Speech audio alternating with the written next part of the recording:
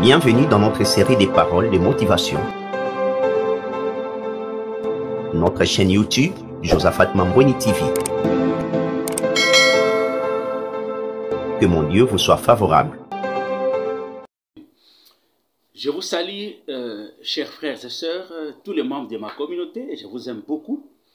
Et je viens encore partager avec vous la parole de Dieu sur votre frère Josaphat Mambweni, chantre et prédicateur de l'Évangile, installé en République démocratique du Congo. J'aime la parole et j'aime la partager. Et ce sont des choses que je vis moi-même et que je vous partage. Et je vais le faire assez aisément.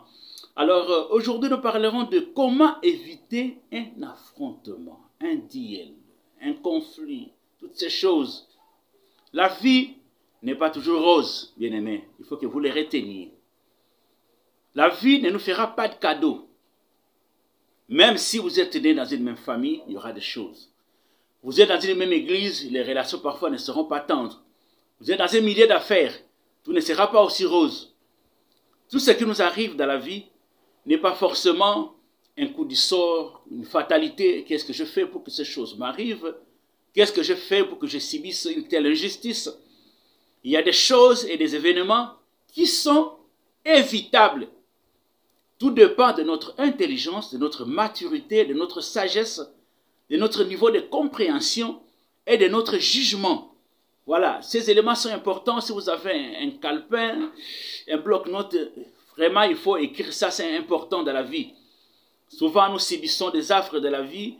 Nous sommes en conflit permanent avec nos compatriotes, nos amis qui sont dans les quartiers, parce que nous n'avons pas été intelligents, parce que nous avions manqué de sagesse, parce que nous parlons trop, sans contrôle, et parfois la compréhension n'y est pas, et parfois nous jugeons trop vite les personnes qui nous parlent ou qui nous posent des questions.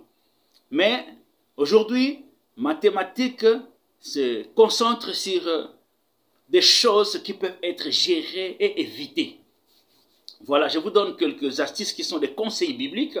Je commence par les premiers conseils. Nous sommes dans Proverbe 2, 22 plutôt, le verset 3. Que dit la Bible? L'homme prudent voit le mal et se cache, mais les simples avancent et sont punis. On dit l'homme prudent voit déjà à l'avance ici, il y a un problème qui arrive. Avec la façon de poser des questions de ma femme, de mon enfant, d'un collaborateur, le temps qu'il a pris, je sens déjà que la naissance d'un conflit, d'un problème qui arrive. Un homme qui est prudent peut déjà prendre des dispositions pour ne pas tomber dans un affrontement direct. D'ailleurs, quand on parle de la prudence, cela renvoie à la notion de la maturité. La prudence est sied aux adultes. Les enfants ne sont pas prudents. Les enfants peuvent emprunter n'importe quelle route et subir des conséquences. Un enfant peut mettre son doigt dans un feu et il croit que c'est bon. Il va jusqu'à se brûler pour comprendre que ce qu'il a fait est mauvais.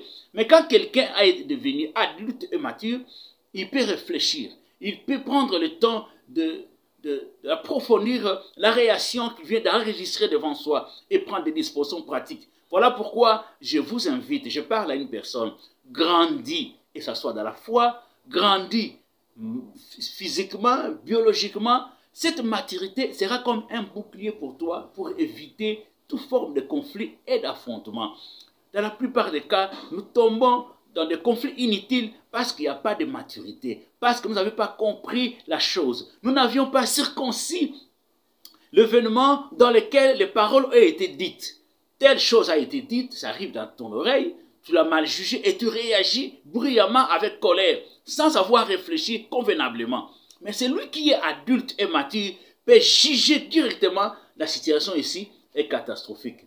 Je dois ne pas affronter, ne pas me frotter avec telle personne et chercher une solution. Je me souviens, dans la Bible, Jésus était en train de parler au temple de la parole de Dieu. Il a senti la clameur en train de monter dans la salle. Il sentait déjà que s'il persistait dans la discussion avec tous ces religieux, il y aurait un affrontement terrible. Jésus qui est Dieu a dit s'échapper en passant à travers la foule, on l'a cherché, on ne l'a pas trouvé. Si Jésus qui est un Dieu a dit éviter un affrontement, à combler plus forte raison, toi et moi, fait de chair et de sang.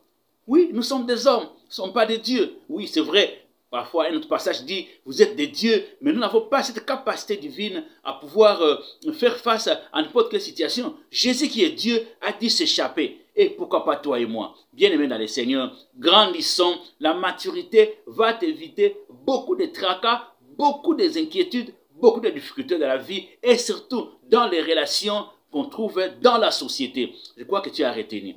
Nous passons à la deuxième astuce biblique. Nous sommes dans Proverbe 15:1. La Bible dit ceci.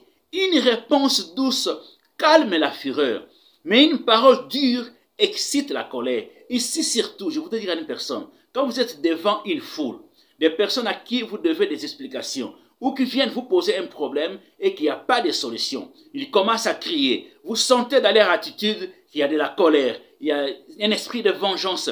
Faites attention. Si vous montez aussi le ton, et l'affrontement sera inévitable. Mais la Bible ici conseille, quand vous êtes devant des gens, vous devez résoudre un problème, utilisez une réponse douce. Soyez calme, soyez tranquille. Je me souviens une fois, Pierre a été menacé par ses compatriotes. Pourquoi? Il est allé manger avec les païens. Ils ont dit beaucoup de choses, mais ils n'ont pas compris. Ils n'ont pas aussi saisi l'expérience qu'a vécu Pierre avec Dieu au sujet de ces païens-là. Pierre était calme, il a commencé à expliquer très doucement comment le Seigneur lui a apparu, comment le Seigneur lui a donné une vision, que Dieu lui avait donné une mission de parler avec les païens, de leur apporter le salut. Et il a fini par conclure pour dire que l'expérience que nous avons vécue, eux aussi ont vécu ça. Dès qu'ils ont écouté les explications de Pierre, tout est revenu dans le calme. Bien-aimés dans le Seigneur, pour éviter un affrontement, un duel, un conflit, parfois, utilisons des réponses douces. Soyons calmes, ne nous fâchons pas, ne levons pas les tons. Si Dieu le dit, la Bible le dit, c'est avec raison. Et on dit une parole dure excite la colère. Dans les temps de crise, dans les cas, là, si vous vivez dans un milieu où il y a beaucoup de pauvreté, les gens ont tendance à se fâcher, les gens ont tendance à hausser les tons, les gens ont tendance à revendiquer. Alors, à ce moment-là, quand vous êtes au-dessus de ces personnes, faites attention. Une réponse ou une parole douce peut être, je peux dire quel terme il faut utiliser, quelque chose qui viendra adoucir les choses et casser la querelle. C'est un antidote plutôt contre la clameur. Vous avez saisi, je passe à la troisième astuce. Nous sommes dans le livre de Matthieu 5, le verset 23 à 24. La Bible dit ceci. Si donc tu présentes ton offrande à l'autel et que là tu te souviennes que ton frère a quelque chose contre toi, laisse là ton offrande devant l'autel et va d'abord te réconcilier avec ton frère pour venir présenter ton offrande. Éviter un affrontement peut aussi passer par la réconciliation avec une personne, avec un ami, avec un frère, avec un homme de Dieu, avec ton patron, ça ne marche pas. Vous sentez déjà que l'affrontement est réel et que ça peut amener des conséquences compliquées, tragiques dans votre vie. Dans ces moments-là, faites attention. Cherchez même deux intermédiaires, provoquez une réconciliation, vous serez sorti de l'affaire. Vous serez épargné de grosses difficultés qui peuvent arriver dans votre vie. Ces conseils, vous devrez les noter. C'est très important pour toi et moi. Je vous présente la 4 à 6 avant de clôturer. Toujours dans Matthieu 5, le verset 25, la Bible dit ceci. Accorde-toi proprement avec ton adversaire pendant que tu es en chemin avec lui, de peur qu'il ne te fasse, qu'il ne te livre au juge, et les juges à la justice, et la justice à la prison. Je parle ici de personnes qui ont des dettes. Précisément, vous devez à une personne. La personne prend la décision d'aller déposer une plainte au parquet. Parle avec lui. Fais un arrangement à l'amiable. Signe un papier en faisant déjà un petit geste de bonne volonté. Ça pourra casser les conflits et éviter un affrontement. Il peut aussi arriver que la plainte avait été déjà déposée. Vois quand même la personne, cherche un arrangement à l'amiable. On a vu des cas comme ça, des gens qui ont été accusés, mais après un arrangement à l'amiable, la personne passe au niveau du juge, retirer sa plainte. Je crois qu'avec toutes ces astuces, bien aimés, nous pouvons éviter un affrontement. Je vous rappelle ça. Il y a la prudence, donc la maturité. Il y a une réponse douce face à la colère. Il y a la réconciliation, c'est-à-dire le dialogue. Et ensuite, un arrangement à l'amiable. Que Dieu vous bénisse. N'oubliez pas de vous abonner, de partager. Vous pouvez sauver la vie d'une personne qui est déjà à la porte de la prison ou de difficultés qui peuvent casser et diminuer l'estime d'une personne qui vit à côté de toi. Que mon Dieu vous bénisse.